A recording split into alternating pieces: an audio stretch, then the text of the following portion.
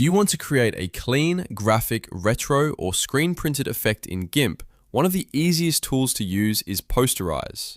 In this video, I'm going to show you exactly how to posterize an image in GIMP step by step, how to control the look with the level slider, and a couple of quick workflow tips so you can do it safely without losing your original image.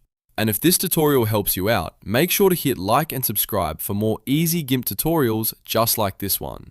Alright, let's jump in. First, open GIMP and load the image you want to edit. You can do that by going to File, then Open, and selecting your photo. Once your image is on the canvas, you're ready to apply the effect. The Posterize tool is built right into GIMP, so you do not need any extra plugins or downloads. Now, go up to the top menu bar and click Colors. In the drop-down menu, look for Posterize and click it. This will open the Posterize dialog box, where you can control how many color levels remain in your image. What Posterize does is reduce the number of colors, which creates those bold color bands that give you a more stylized graphic look. The main thing you'll see in the dialog is the level slider. You can drag that slider left or right, or you can click the box and type in a number directly. This setting controls how intense the effect looks. If you use a low number, usually somewhere between 2 and 8, you'll get a much stronger effect. This is great if you want a dramatic pop art style, a retro poster look, or something that feels more like screen printing. If you use a higher number, usually around 15 to 30, the image keeps more of its original detail. The effect is still there, but it looks more subtle and more controlled. This is useful if you want a graphic look without making the photo feel too harsh. So the best setting really depends on the style you want. If you're going for bold and artistic, keep the number low. If you want a cleaner, more natural result, raise it a little. While you're adjusting the slider, make sure the preview box is checked. This is really important because it lets you see the changes in real time as you move the level up or down. That way, you can experiment and instantly find the look that works best for your image. If you also see a split view option, you can turn that on to compare your original image and your posterized version side by side.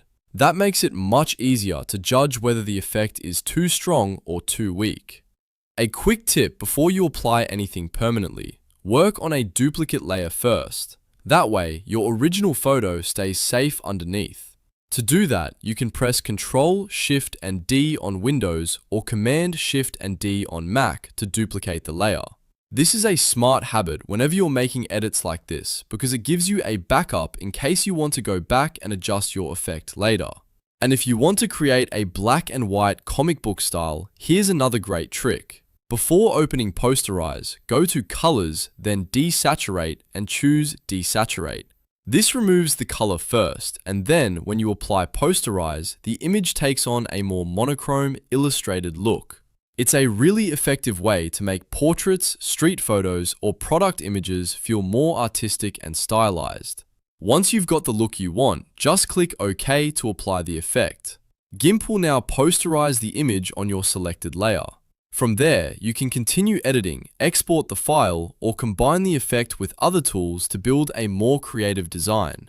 You can also fine-tune the result by trying different levels until it matches the style you're after. So that's how to posterize an image in GIMP. It's a quick and easy effect, but it can completely change the mood of your photo. Whether you want a bold pop art look, a retro print style, or a simple graphic treatment, Posterize is one of those tools that gives you fast results with just a few clicks. If this video helped you, please give it a like, subscribe to the channel, and turn on notifications so you do not miss the next GIMP tutorial. Thanks for watching, and I'll see you in the next one.